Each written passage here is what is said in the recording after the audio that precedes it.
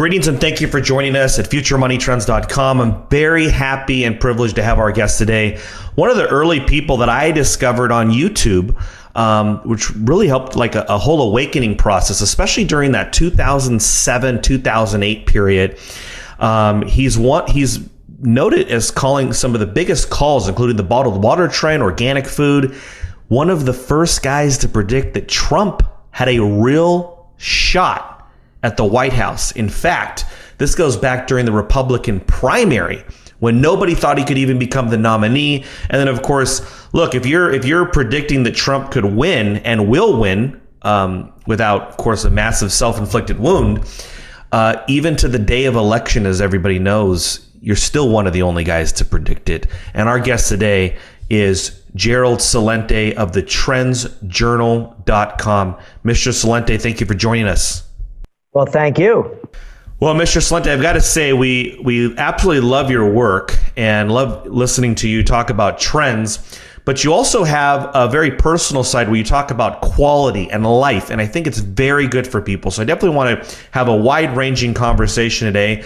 But before we get into anything, I know what's on everybody's mind is the political scene. It really is a reality show, and I wonder if you had any idea that you would create this whole reality presidential coverage, and it ends up being, a reality star wins.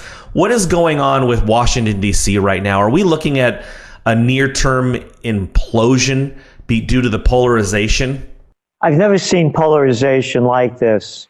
And when you said a reality, we own the trademark presidential reality show. And we took that trademark out 2 months before Trump got into the election. And when you look at our spring 2015 Trends Journal, it was cowards, liars, freaks, and fools. Welcome to the presidential reality show. It was a reality show before Trump got in there. And one of the reasons why we picked him to win was we said, here's a real reality show champion that knows how to play this game. And when you look at one of our, leading stories in the current Trends Journal, it's play the Trump card. And that means that he broke all the rules. There are no rules. One of the things I've been doing for many years, since the 80s, is martial arts. And I've been a close combat practitioner for about 25 years. And in close combat, and I used to have my own school as well, is that one of the first things you learn are there are no rules. There are no rules in the fight. As a kid growing up, I always remember, I grew up in the Bronx in Yonkers, you start to get in a fight and the kid would say, what do you want to do, box or wrestle? And I say to the kid, what do you want to do? You say wrestle, and I punch him in the face.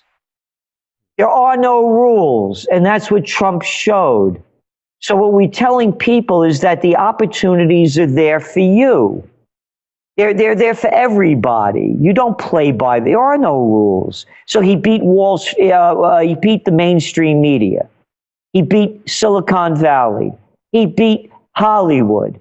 He beat the entertainment world with the Clooneys and the De Niros and the Jay-Z's and the Beyoncés. The future is there for everybody to seize.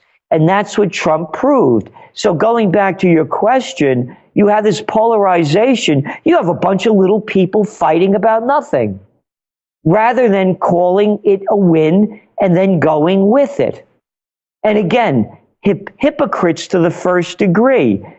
And I'm a political atheist, as you know. I call things the way I see them, not the way I want them to be. Look at all the murder that Hillary Clinton and Barack Obama have committed with the destruction of Libya, the destruction of Syria, Obama killing over 4,000 innocent people with drone strikes. Quote, I'm really good at killing people, as quoted in the book Double Down, as he gives the orders for drone strikes each Tuesday when he was president. And now they're all up in arms because Trump is in there? So what I'm saying is that we've never seen this kind of friction, and who it's hurting the most are we, the little people. Nothing will be accomplished by this. other than stopping any kind of progress in any positive way. And you cannot look back and look at the last three administrations, Bush administration, Obama administration, Clinton administration, of showing us anything positive that has happened. Yesterday, we breached the debt ceiling. Will they even be able to come to terms on that? Because, I mean, this is kind of a time bomb that Obama planted over a year ago. But whatever the debt was yesterday, that's the new debt ceiling. Treasury has less cash than Google and a massive burn rate of, I think, $75 billion a month.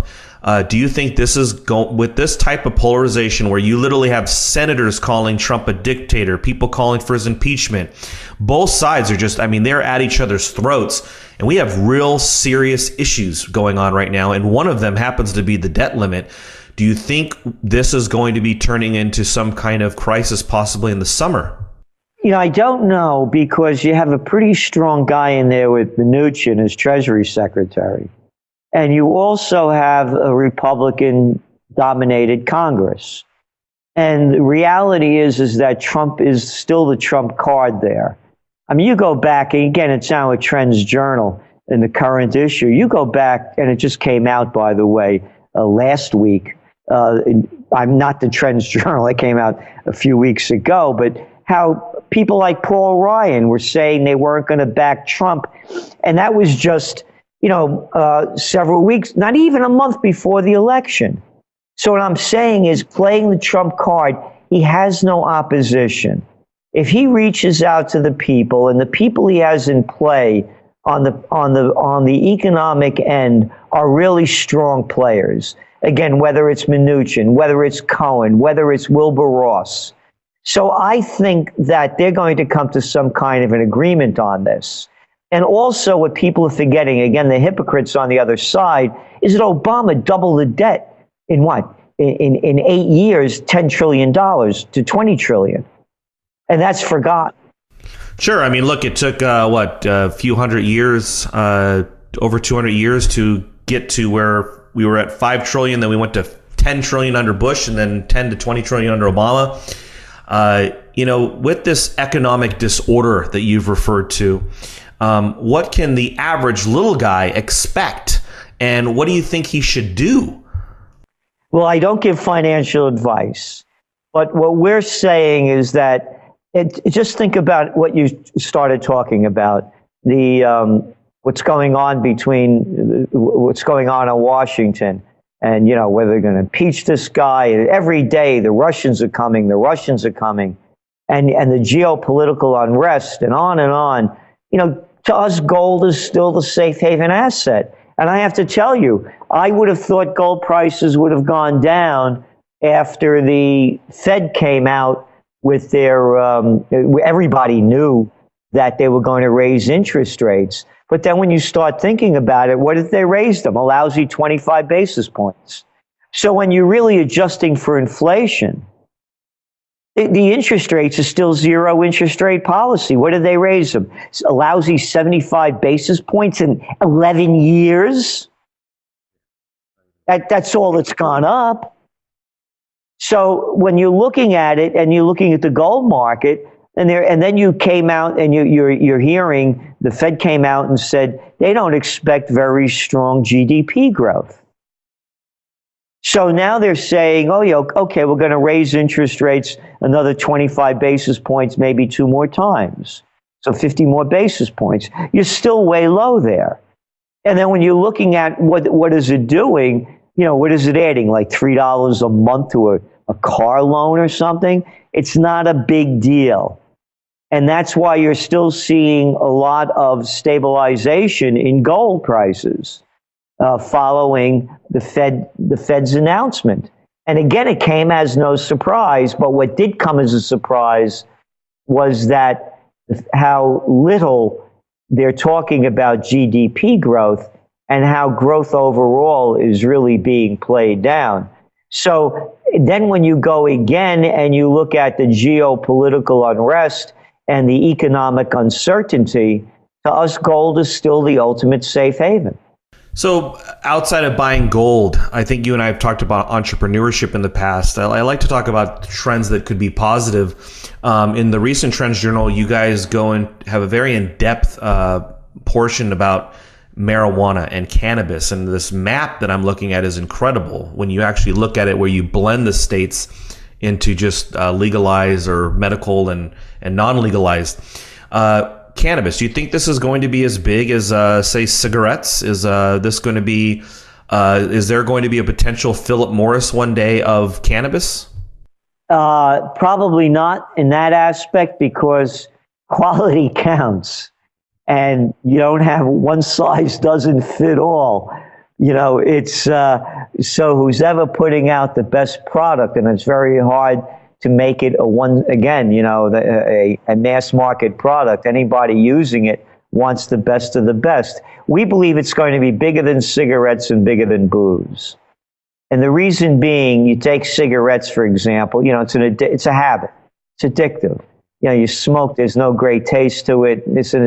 You drink booze. I mean, I have a couple of glasses of wine a day, you know, every now and then I go out for a couple of more. But it's got nothing to do with health. So the big issue with marijuana is going to be health-oriented. And because of the stupid laws they have in the United States, where it's still a federal crime, the testing on marijuana on the medical end is very weak.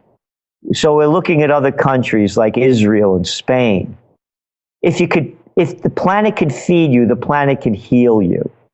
That there's even these laws against marijuana. I mean, this goes back to Prohibition days, and when they lifted Prohibition.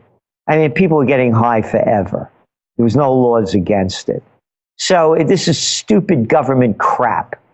So what we're saying is other countries are taking a more advanced look at it, and when you're looking at research coming out, even in the United States, about the medical benefits of marijuana, this thing's not going away. It's going to grow. And here's the other aspect to it, and this is very important.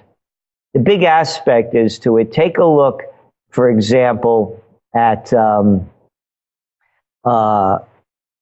taxes, Daniel. And what do you have? You have every state facing problems of whether they're going to be pension shortfalls, retirement shortfalls, whatever they might be. Taxes are a big issue. They need more dough. When I was a young guy, I worked up in the New York State Senate. I'm going back to 1971. And as a kid growing up, you know, I remember there used to be guys that ran the numbers. The numbers where you had to guess the last three numbers of the attendance at Aqueduct Raceway. And if you won those numbers, you'd win. You know, that was the lotto. Then they passed lotto when I was in the Senate, and you had to be in it to win it. All of a sudden, what they called a crime became legal because there was a lot of money for the states to make from it. Going back to marijuana, it's the same thing. You're looking at states like Colorado rather, that had made more money in tax revenue last year than booze on cannabis. So states are passing this because they need the money. They passed legalized gambling because they needed the money, not because of the morality of it. And so that's why we see, even though people like Jeff Sessions in there, the new Attorney General, is anti-marijuana, Trump is about business, and all Sessions is a senior vice president in this presidential reality show where the champion is a businessman rather than a politician. So, and Trump got into the gaming business as soon as it became legal, and you can see the same thing, him letting this go as well in other states. We don't see them clamping down on it, and also because he's also presented himself as a states' rights candidate, and will he continue to become a states' rights president? We believe so. You know, just going back to Trump, you had predicted that a third-party candidate would have a good shot at winning in 2012, and then you said if they didn't happen in 2012, it'd probably almost certainly happen in 2016. Do you think Trump represents almost more of a third-party candidate that won within the Republican Party? There is no Republican Party. Again, He beat it. He is a third-party candidate, and it wasn't the messenger; it's the message. I mean, if they had a more populist candidate, that when we forecast Trump to be a winner in the May edition, 2016 of the Trends Journal, we said the only thing that could defeat him is a wild card. And there was no more wilder card than him. I mean, if you had two candidates with negative ratings at over 60%. It's the message. The people are fed up with the crap coming out of Washington, coming out of their state houses, coming out of their cities. The politicians are a bunch of jerks. They're the same disgusting people you hated in college and high school that wanted to be class president and head of the student council. Look at them. Look at Paul Ryan. What was he doing before this? Playing Eddie Munster? I mean, there's not a man among these little clowns. Look at that arrogant guy Obama who lied his way into office and wins the Nobel Peace of Crap Prize as pretending to be a peace candidate and wages all these murderous wars. They're little lying pieces of crap, every one of them. Pelosi, Feinstein, McConnell, Lindsey, McCain, all pieces of garbage that have produced nothing other than hatred, lies, and losses. Of course, there's an avenue for a third-party candidate, and Trump filled it, even being him, with his bleach blonde comb over and making stupid statements and putting his foot in his mouth over and over again. That's how desperate the people are for a new candidate. It's the presidential reality show. Politics is show business for ugly people. Mr. Celente, you have a spring conference. It's in Ireland this year. And it's from June 10th to June 16th. People can learn more about it at trendsconferences.com. And we'll make sure we have a link on the podcast and on YouTube, as well as our website. What can listeners expect heading out to Ireland for that's a nice 6-day conference there? Yeah, well, it's going to be a conference that, one of my sayings is that you better boogie before the lights go out because tomorrow is iffy.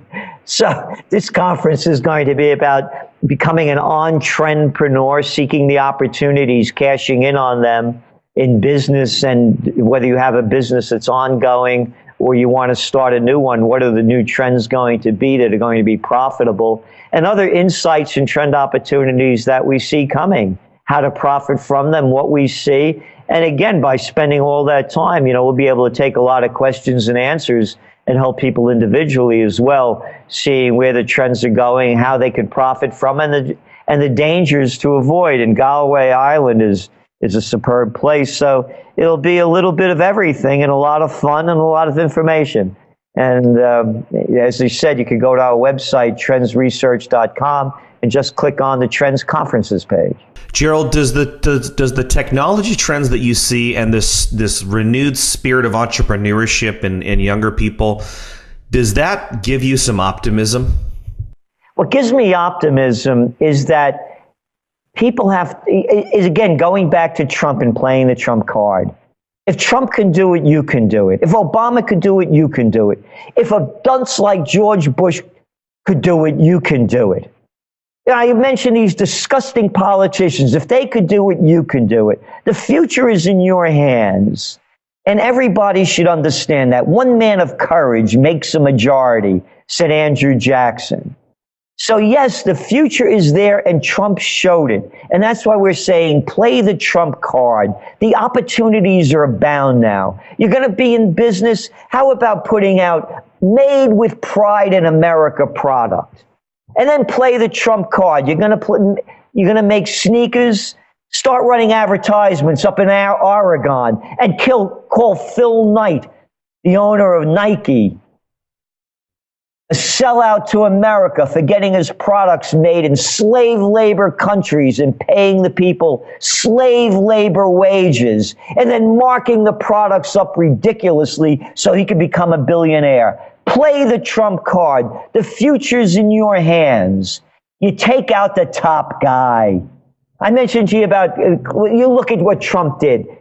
First debate, he puts his hand on Jebby Bush's shoulder and says, you know, you're a nice guy, but you have cojones smaller than a mothball, basically. And humiliates him on international television. The future is there for everybody. Play the Trump card. You're coming out with a product. Come out with it, stamp it, made with pride in America, make it of the highest quality that you can, and then knock out the top competitor. It's there for everybody. What's missing is the courage. And that comes with strength, physical, emotional, and spiritual. All right, everybody. Forecasting the world since 1980, thetrendsjournal.com, Gerald Celente. I highly recommend everybody subscribe to his journal. And if you can make it to Ireland, I imagine it's going to be a very, very profitable meeting. Mr. Celente, thank you so much for your time. And thank you, Daniel.